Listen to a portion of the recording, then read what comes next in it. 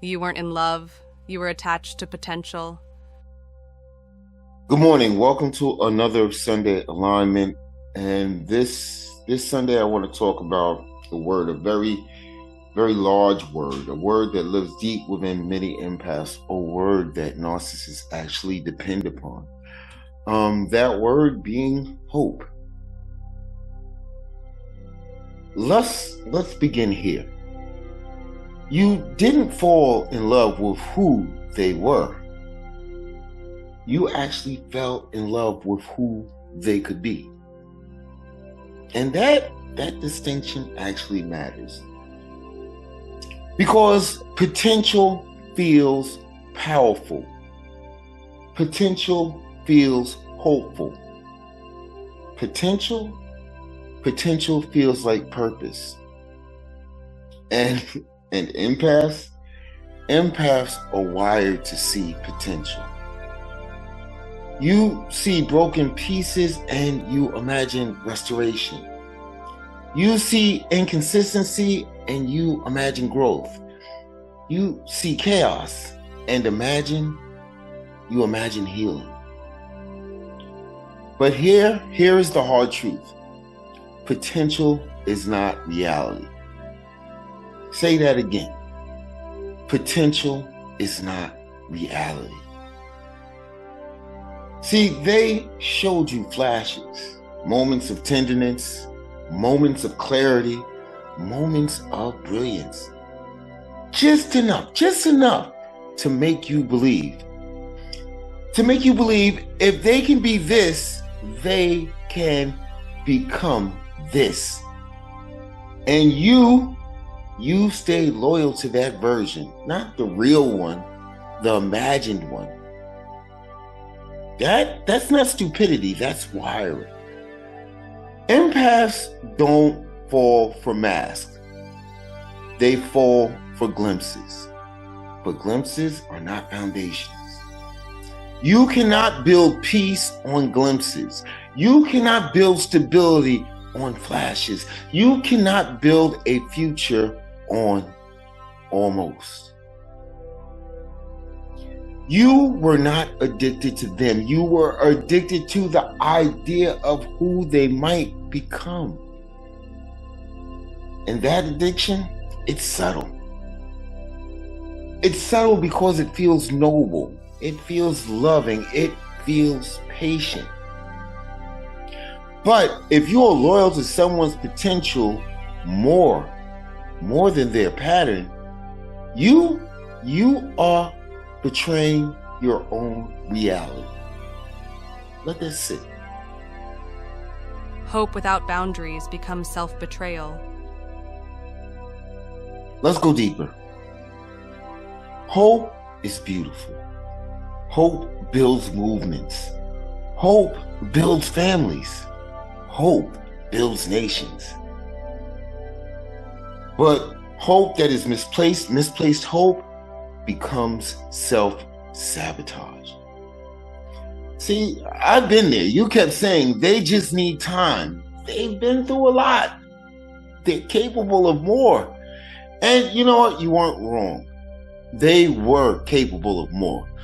But capability and commitment are not the same thing. You were loyal to capability. They were loyal to convenience.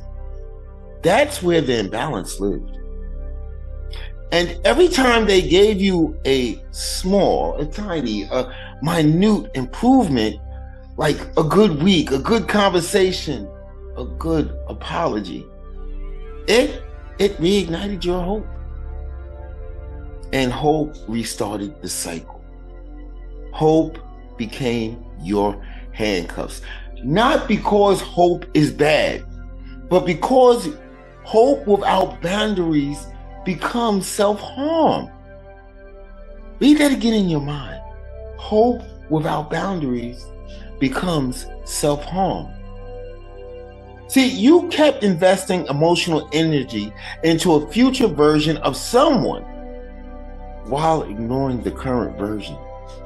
And the current version, that was who you actually were with. You weren't in love with stability. You were in love with transformation. And you made yourself responsible for it. You can't love someone into becoming who they refuse to be consistently. You can't outpatience someone's unwillingness. You can't outhope someone's pattern. At some point, alignment requires acceptance.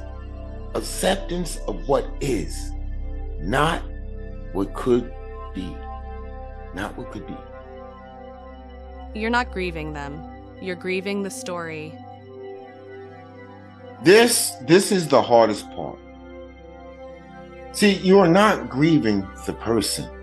You are grieving the fantasy. You are grieving the fantasy of the future you imagined, the growth you believed in, the story you wrote in your mind. And fantasies, they don't die quietly. They fight. And they begin to whisper, what if they change?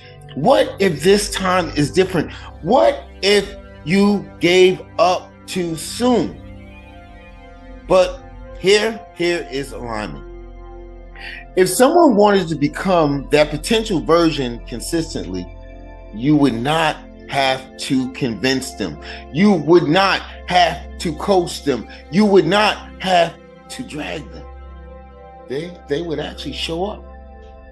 Not occasionally, consistently. See, potential without consistency is performance.